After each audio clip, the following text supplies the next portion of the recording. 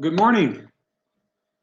Hope you're all doing well. My name is Jake Forsyth, and I'm the ministry program director here at Summit Church in Durango, Colorado. So it's good to be with you this morning. This is my first Tuesday morning devotion. We made a little switch last week to just start doing our morning devotions online on Tuesdays, Wednesdays, and Thursdays for a little bit, probably through the summer.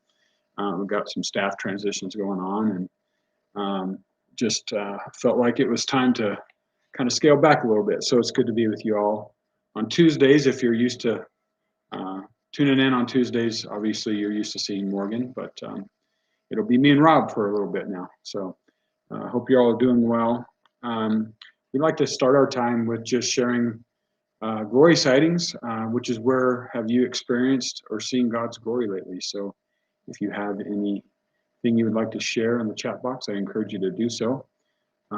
Whatever glory sightings you might be willing to share would be great. For me, our son Noah graduates this Sunday, so he's at Bayfield High School. He's a senior this year, and so we have family and friends coming, and it's going to be an awesome celebration for our son and for our family. So that's our glory sighting, or my glory sighting for this week. Today we're going to be reading in 1 Timothy chapter 6, and I'm going to read a couple different translations actually to you this morning. And so we'll start off with the New Living Translation, which is typically the translation we use on the weekends, although Pastor Jeff has been using quite a bit of the Message for this current sermon series, and so I've been reading both, and I'm going to read out of both today. So we'll start off with New Living Translation, and I'll share a little bit from the Message as well a little bit later. So we're going to read 1 Timothy 6, 17 through 19 to start off this morning. It says, teach those who are, this is Paul writing to Timothy, which is one of the people he was mentoring at the time. He says, teach those who are rich in this world not to be proud and not to trust in their own money, which is so unreliable. Their trust should be in God, who richly gives us all we need for our enjoyment. Tell them to use their money to do good. They should be rich in good works and generous to those in need, always being ready to share with others. By doing this, they will be storing up their treasure as a good foundation for the future so that they may experience true life. I'm going to stop right there for now. I wanted us to kind of reflect on who were the rich back in Paul and Timothy's day. As I've done some research and from what I understand, most of the people back in the Roman Empire weren't necessarily rich. Most were actually peasants, what were considered peasants. But there were a small percentage of people who did have a lot more financial resources than the majority of the others in that area at the time. And some of those, it appears, people that had some wealth were part of Timothy's church. And so Paul right here is writing Timothy because he didn't want those who did have wealth in Timothy's church to have their wealth blind them to God, and he even uses this phrase, who richly gives us all we need. And Paul had even seen people lose their faith when money was their life's highest goal. And so that was his goal in this writing to Timothy at the time, to warn him and have him warn his congregation, some of who were wealthy. Don't let money be your God. Don't let money blind you to what life's truly all about. And so I wanted to go back and read a few verses prior to that this morning with you that kind of talks about this a little more directly. So in 1 Timothy 6, 9 through 10, as Paul says, but people who long to be rich fall into temptation and are trapped by many foolish and harmful desires that plunge them into ruin and destruction. For the love of money is the root of all kinds of evil, and some people craving money have wandered from the true faith and pierced themselves with many sorrows. So that's what Paul was trying to get at when he says those words that we just read in 1 Timothy 6:17 through 19. Now notice he doesn't say that money is the root of all kinds of evil. He says the love of money is the root of all kinds of evil.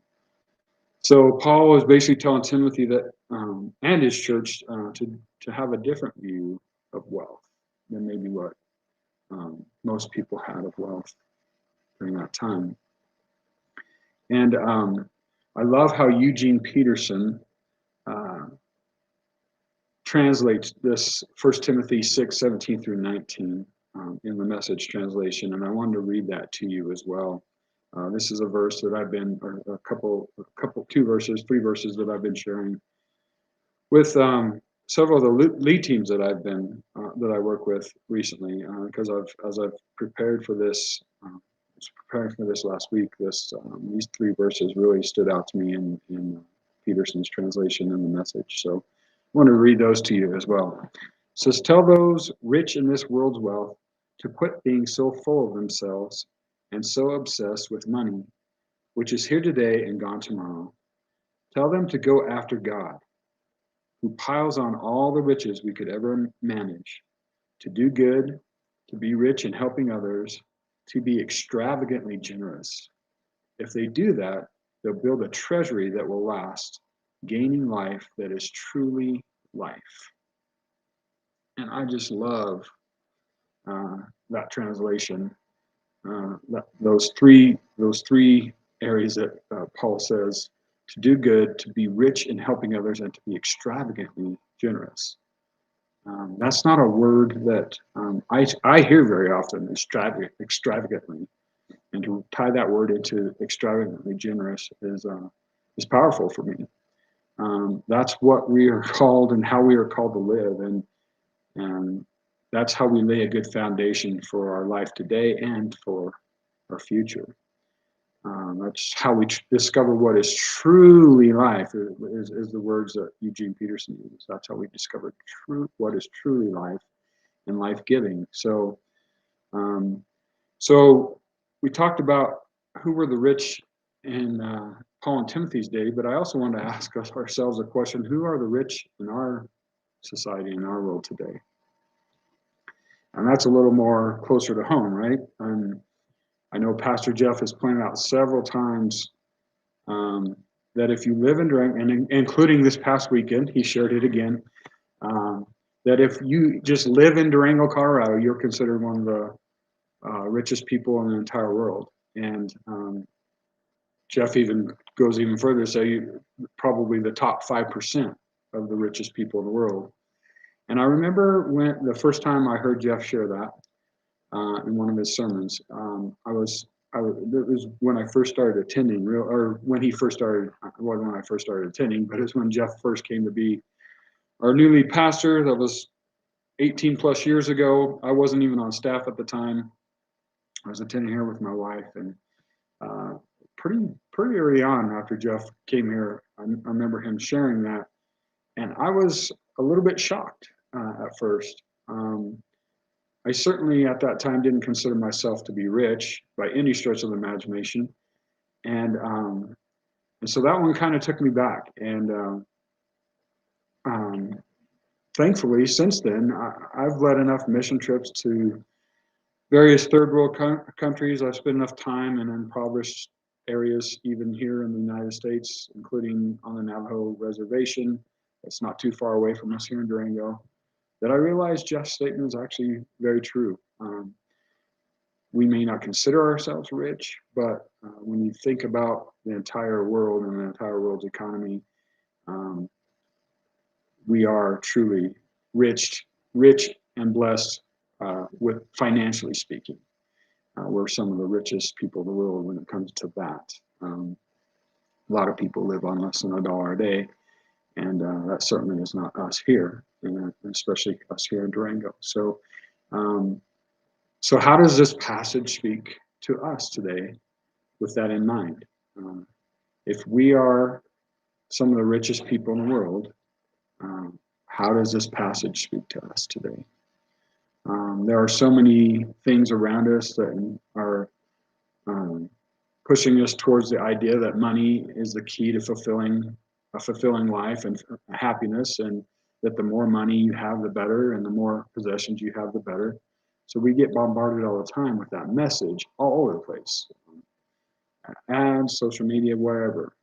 That's what what's in front of us all the time.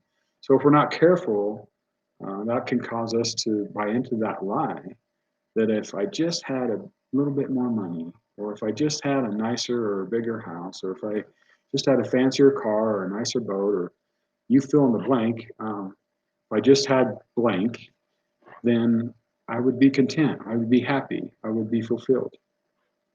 But we all know that's just simply not true. I know lots of people who have traveled down that road and that path and felt like if I just had this, if I just had that, I would be happy. And then they get it and they find out that that doesn't bring them happiness.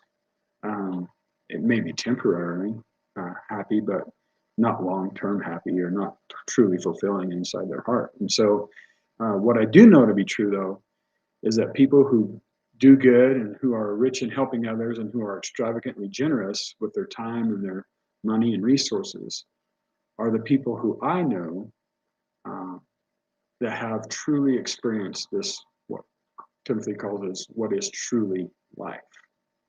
I know lots of people who are so extravagantly generous, not only with their money, but with their gifts and their passions and their serving in the kingdom, and helping others, helping point others to Jesus. And so those are the people that I try to emulate and that I look up to, and that I hope people, when they look at me in my life, would see that in me, and hope that's the case for you as well. That's what we're called to. The life we're called to live as followers of Jesus is to be extravagantly generous with our resources, with our time, uh, with the gifts that God's blessed us with. We're supposed to bless others with, regardless of what those gifts might be, whether they're financial gifts, whether they're spiritual gifts, whether they're just God-given talents. God calls us all to use those to build up His kingdom. And so I hope that that's the way you're living your life today, and that you can draw encouragement from this message today, that you're following the path that God has called you to follow. A few questions I wanted to wrap up with today. First question is: have you ever felt enough inner emptiness to make you re-examine your idea of what is truly life? Have you ever felt enough inner quarreling, so to speak, to make you really re-examine what life truly is about? Second question is: when or how have you discovered that generosity and sharing are keys to life truly worth living? When or how have you discovered that generosity and sharing are keys to a life truly worth living? I know of several of you who have lived that out on a very regular basis, whether it's leading mission trips or serving in the community or serving here at the church, whatever. But think about those times that you've discovered that when you do open up and share and are generous to others, what kind of life that brings to you and joy that brings to your heart. And then the last question is: what steps can you take today to limit the urge to look to money for happiness, fulfillment, and ultimate security? We're definitely in a rapidly changing world, and sometimes those thoughts can come to us, and we can start feeling like we don't have security unless we have certain amount of money in the bank, or have a certain amount of possessions, and so that's a good question to ask ourselves regularly. What steps can we take to make sure that those thoughts, when they come our way, aren't taking over, and that we can truly get centered back on God? So our memory verse for this week is Matthew 6:21, and it's from the Message translation as well. And it says, "The place where your treasure is, is the place you will most want to be and end up being. And you might be a little more familiar with the New Living Translation of that passage, which is wherever your treasure is, there the desires of your heart will also be. And so my hope is that your treasure is in your relationship with God, and that out of that relationship and out of that treasure in your heart, that you will be extravagantly generous to others today and each day. So that's all I had this morning. It's been good to be with you again. I will actually be here next Tuesday as well, and then Rob will cover the following Tuesday. So until then, I hope you're all doing well, and I look forward to seeing you next Tuesday. Have a blessed week, and I'll see you